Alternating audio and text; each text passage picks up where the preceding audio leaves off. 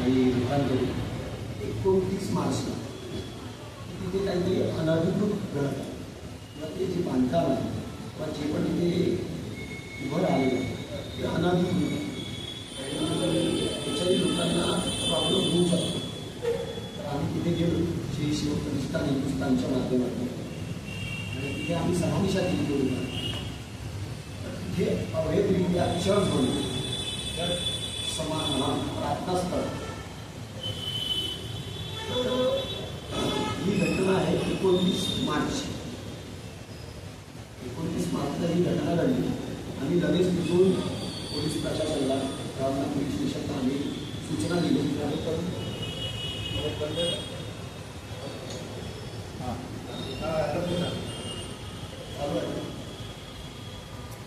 त्यांनी मग ठाण्यातल्या लोकांनी फोन केला माझ्यानंतर आणि आम्हाला सरळ तिथं बोलून घेतलं. म्हणजे तुमची जी कंप्लेंट आहे जी तक्रार आहे तुम्ही पोलीस स्टेशनला या आणि पोलीस स्टेशनला तक्रार आहे तिथं थांबा ना आणि तिथून लगेच दिलं.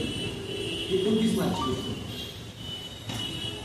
मग आम्ही गेलो तिथे आम्ही आम्हाला दिलं त्यांनी आम्हाला असा सगळी अवैध आहे आम्हाला इथे हे नको असं त्या लोकांचं म्हणणं आपण यावर लवकरात लवकर कारवाई करण्यात यावी असं आपण 29 मार्चला त्यांना पत्र दिलं. त्यानंतर झालं असं की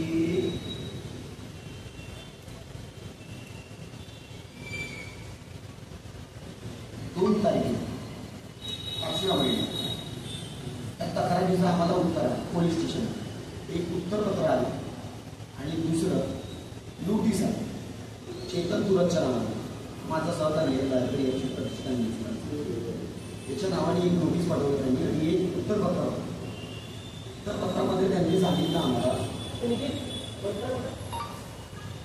की हा जो विषय आहे हा जागेचा जो विषय आहे अधिकृत अनधिकृत जे पण ठरवणारा जो डिपार्टमेंट आहे ते महानगरपालिका असं आम्हाला ते 2 तारखेला पत्राद्वारे त्यांनी सांगितलं.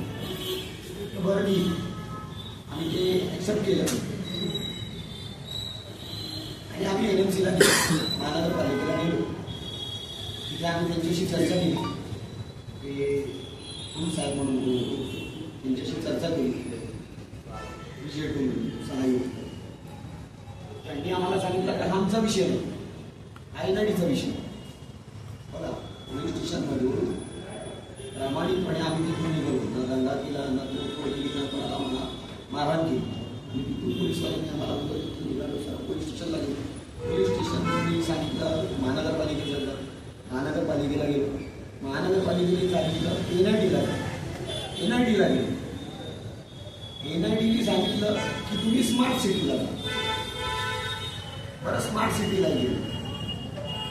अच्छा स्मार्ट सिटी काय म्हणते की हा आमचा विषय नाही हा NIDचा विषय महानगरपालिकेचा विषय. पुन्हा महानगरपालिकेला गेलो. महानगरपालिका म्हणाली आपण लिखित काही नाही आणि कसं कारवाई. पुन्हा आम्ही स्मार्ट सिटीला गेलो. त्यांच्याकडून लिखित पत्र घेतलं आम्ही. त्यांनी स्पष्ट भाषेत लिहिलेलं आहे की हे महानगरपालिकेच्या मधला येणारं कन्स्ट्रक्शन आणि येणारी कारवाई ही तुम्ही करावी. इथून साहेबाला त्यांनी पत्र दिलं आहे. आमच्याकडे पत्र आहे त्याचं सगळेच पत्र आहे. नोटीस पत्र सगळेच आहे. आवेदन वगैरे सगळेच आमचे हे पत्र आहे. काहीच नाही. उलट आम्हाला असं त्यांनी सांगितलं की आम्ही त्यांना धमकवलं आहे आणि त्यांनी उलट पोलीसवाल्यांनी याला नोटीस पाठवलं आहे की जर तिथे काही अभद्र व्यवहार घडला किंवा काही दुर्घटना घडली किंवा काही अपघात घडला तर त्याचे जबाबदार तुम्ही ठरा. कशावरून आणि कशासाठी. प्रशासनाने पहिली गोष्ट तर आमची कारवाई केली आणि आम्ही जी मागणी केली उलट ते आम्हाला म्हणजे आमच्या सहकार्याला भीती दाखवायचा प्रयत्न करत होते. तुमचं म्हणणं काय आहे? आमचं म्हणणं असं आहे की ते जे पण असेल चर्च असो प्रार्थनास्थळ असो किंवा हॉल असो जे पण असो पहिली गोष्ट तर तिथे पार्किंगची व्यवस्था नाही. बाजूलाच गॅस गोडाऊन आहे. 3000 स्क्वेअर फीटमध्ये ते बांधकाम आहे. त्याच्या बाजूलाच गॅस गोडाऊन आणि तिथे पार्किंगची व्यवस्था नाही. या समाजातली कोणतीच लोक नाही आणि वस्तीतल्या लोकांच्या विरोध त्याच्याही माझ्यापाशी लेटर आहे त्यांच्या सिग्नेचर सोबत तिथल्या लोकांचा तिथे विरोध आहे. पण विरोध असल्यानंतर आम्ही NITचे चक्कर मारले, महानगरपालिकेचे मारले, स्मार्ट सिटीचे मारले, पोलीस स्टेशनचे मारले, तर प्रशासन कारवाई का करत नाही आमचं म्हणणं असं आहे. आणि तुमच्या मार्फत आता सगळे आता तुम्हाला सांगितलं मी सगळे रस्ते आम्ही अनुभवले सगळंच झालं. जे त्या विषयाच्या अंतर्गत जे डिपार्टमेंट येत होते त्या डिपार्टमेंटला 2-2ला 3-3ला बिल्डिंग झालं. आता आम्ही कोणाकडे जायचं एक शेवटचा पर्याय होईल. आम्ही श्री संभाजीराव भिडे गुरुजींची अन्वय श्री प्रतिष्ठान हिंदुस्थानच्या माध्यमातून काम करत असतो. आमच्या वरिष्ठांनी सांगितलं की एक अजून उपाय आपल्यापाशी उरलेला आहे आणि तो म्हणजे पत्रकार परिषद. शेवटचा विश्वास हा पत्रकारांवर असतो.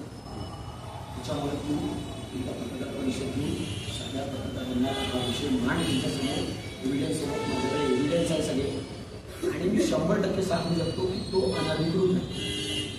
त्याला सेन्शन बँक नाही, IL नाही, काहीच नाही, NMIDA नाही.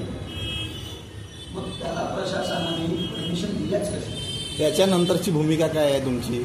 आम्हाला ती नको आहे ते ठीक आहे, पण मग नंतर काय कराल? नाहीच भेटलं तुम्हाला?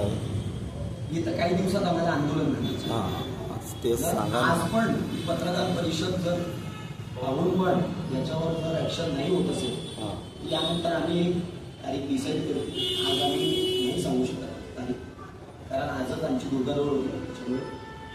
पण येत्या काही दिवसात आम्ही ते काढून सोशल मीडिया या लोकांनी जागा घेतली आहे तर संघटनाचं नाव काय आहे? संघटना नाही आहे ते चर्चा आहे तर चर्चा काय नाव आहे? जागा घेतली आहे त्यांचं वैयक्तिक प्रॉपर्टी.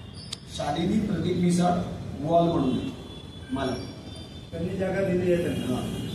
याच्या अगोदर पण तसंच प्रकरण त्यांनी गोवनगावमध्ये केलं होतं. पण तिथे गावातल्या लोकांनी विरोध केला, ते धावून गेले.